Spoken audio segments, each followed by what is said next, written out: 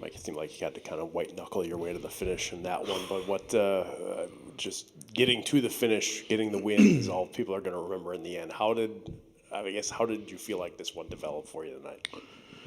Really, through the first two periods, I thought the call that they ended up getting a power play goal on was a little bit iffy, but we've had benefits of that before too.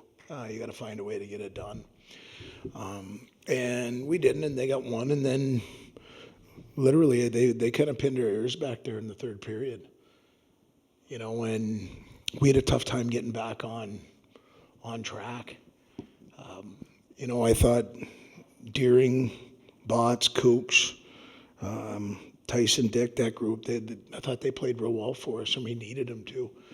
But we couldn't sustain much. And, you know, I think human nature creeps into it a little bit. And the one thing that's beautiful about the game of hockey, usually if you put it in and you give it, it's going to give back. And that's what happened tonight. I think Alaska did that in the third. But the one thing I also want to say is, you know, we haven't had a lot of periods like that. And you're not going to be perfect. So for me, you look at the shorthanded goal. Thank goodness we got it to 3. But what a big time play by 13, really 4, 13, and 19. And your season isn't going to be perfect. Now, again, they understand, we all understand what our expectations are. I've been on the other side of that where you've played really well and you didn't find a way to get it. So I do think it's a quality of a good hockey team. When you don't play your best, you find a way to get it done. Now, I want to give credit to Alaska because they did everything they could to make sure that we weren't going to get a sweep. That's it, Mike. You know, those first two periods, defensively, 7 shots allowed. Things seem to be going really well at that juncture. Just can you speak to what you saw defensively and maybe what you liked, especially in those first two periods? Yeah, it was good. And again, I thought we started a little sleepy, but once we started playing hockey, and what I mean by that is if you play no contact in this game, that game can go pretty fast. They go right by you. They get to your net. All those positives. After the first probably 4 or 5 minutes, I thought we settled in and started getting back to getting our bumps and playing on the inside. And then in the third period, we kind of flushed that. They put their foot on the gas and kind of came after us. But Daniel Hauser showed himself tonight. And again, it's not going to show up in the stat sheet that he had 35, 40 saves. But we put him on an island a few times tonight, and he found a way to get that win for us.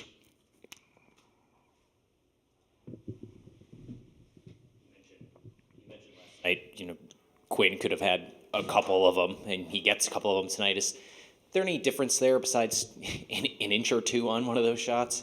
Not really. I don't think so. I mean, if you look at the numbers last night, Quinn had 12 attempted shots. We're not playing basketball, right? That's an inordinate amount of opportunities, and I think he ended up with 3 shots on net. So we talked a little bit about it in the power play meeting before we went out for the game tonight. And, Quinn Finley's a special player. He doesn't need a lot of looks. Tonight, the one I thought to get us going, and get on the power play, if we can put him in that spot and Dexy can put it where he put it, Quinn does a really good job with it. Now, I think if you ask Quinn right now, he'd be telling you about the one that he missed in the third to get number 3. He's greedy that way, and I'm okay with that. A couple of them off the draw tonight. I mean, quickly off the draw. The Finn's first one goes in 3 seconds. I think Finn Brink's one goes in after 9 seconds. I mean, these are direct plays. It seemed like that you're wanting to be active quickly. Was that a mention before the game? Well, we've talked. It's really important. I think different sports, different focuses. For us, it's possession, and if you can quick attack off a face-off, it's one of the few times teams aren't in structure, right? And so a goal of ours is to try and score a face-off goal every night, which I've talked to you about before. And Yeah, you know what? Those guys did a good job. We executed just enough tonight.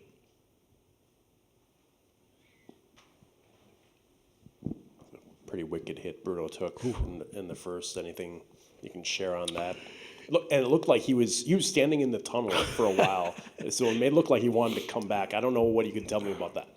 I'll give you exactly what happened. I come in between after the hit, and I walk in, and he's in the med room, and he's looking at me, and he goes, "I'm fine."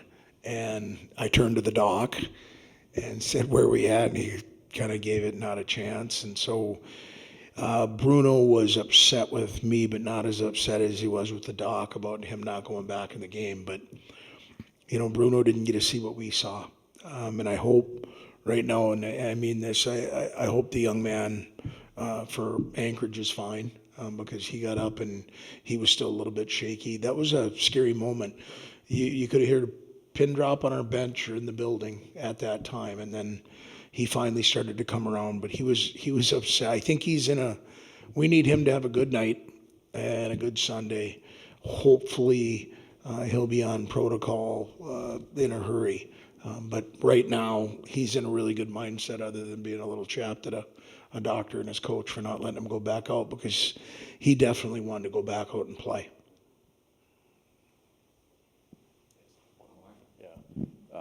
Finished the non-conference part of the schedule with a pretty good record. I know that's something that means something when you're talking about tournament and in the end. And you can nitpick about periods and games maybe, but all in all, getting to do what you did in that 10 games seems like it's kind of a win, kind of a check of a box for you guys. Todd, I appreciate you saying that, because it's hard.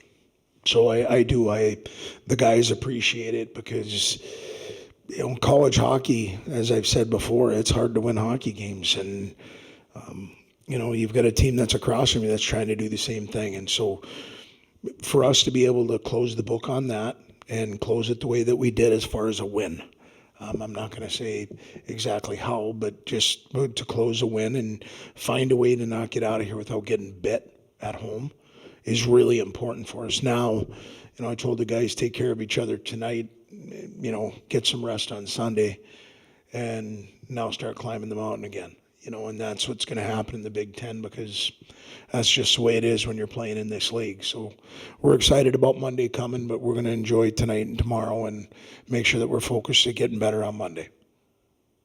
Thank you. Thank you.